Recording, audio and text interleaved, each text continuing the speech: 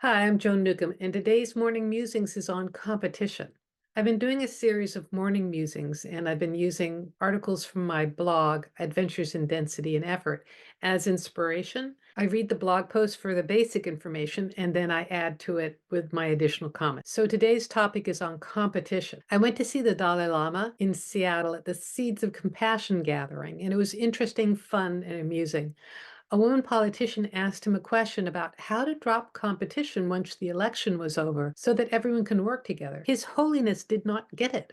Why would politicians running for election compete with each other? Why are they not focused on showing the voters what a good job they would do as public servants? I actually believe he said that it was silly for there to be competition. He did say that competition, when used to better oneself or encourage others to better themselves, was good, but when used to be better than someone else and best another, not so good. Imagine any political election where the candidates did not focus on the others that were running, but only on their own platform and what they had to offer. Imagine a campaign that was centered entirely on service. It was interesting because Oprah and Eckhart had brought up the topic of competition a while back in their online class, A New Earth. Oprah related a story about running track at school and that the energy that you used to look at what the other participants were doing slowed you down and could make you lose the race. It's an example I've often used when talking about the energy of competition. My early training was that competition was bad, that it was invasive. Competition is simply an energy. It's neither good nor bad. If it's outside one's space, it can be perceived as invasive. If it's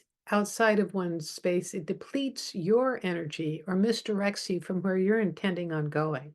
I learned a lesson about competition when working in a city that was 30 miles away from where I lived. It was a long commute. I would close the building up at night and then I'd have to make a certain ferry, which if I missed it would mean I wouldn't get home till midnight. If I got into competition with the other cars on the road, every slow car on the freeway would end up right in front of me. If instead I focused on the ferry that I wanted to catch, they would magically melt away. And once I actually made it to the ferry dock in 39 minutes. Ownership is the antidote to competition. If you focus on yourself and where you are going, there's no need to look around at what other people are doing. There's room in this vast universe for everyone, and there's plenty to go around. Even if it seems that there are many out there doing the same thing or vying for the same position. Although many are saying the same thing, they are saying it in their own unique way, in their own language, and in their own experience. People will resonate with one person's words, but not with another. Each will attract the right situation for themselves. When your attention is centered on your own energy, you will attract what is beneficial for you. If you feel that you're just fine the way you are, but you're bothered by all the others who are in competition with you, it's still an indication that you need to strengthen the focus on your own radiance. When you're truly attuned within,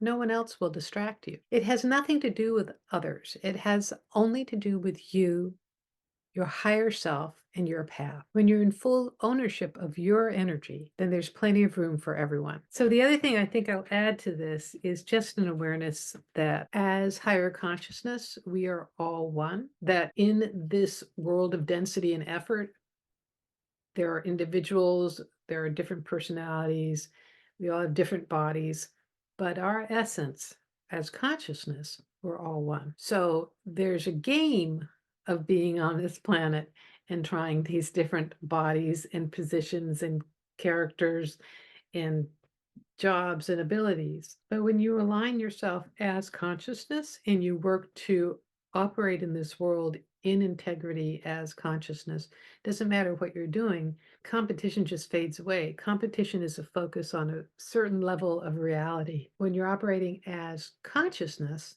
then there is room for everyone. Everyone enhances everybody else. So just like in Oprah's example, if you're staring at what your competitors are doing, you're actually slowing yourself down from creating what you really want in life. So I invite you to play with these ideas. And if you've got any experiences or questions, please leave them in the comments below. I love reading your comments. There's also a free sample of one of my techniques, the skybox technique, that's listed below if you're watching this on YouTube. And if you like these videos, please like them Share them. It's free to subscribe on YouTube, and that way you get notified when new ones come out. And if you want to know more, my website is joan-newcomb.com. I offer individual sessions, and I can take a look at the essence of who you are. I can answer any questions that you might have. I can also help you create energetic changes. And if you want to do this for yourself, check out my coaching special and learn consciousness techniques to transform your life.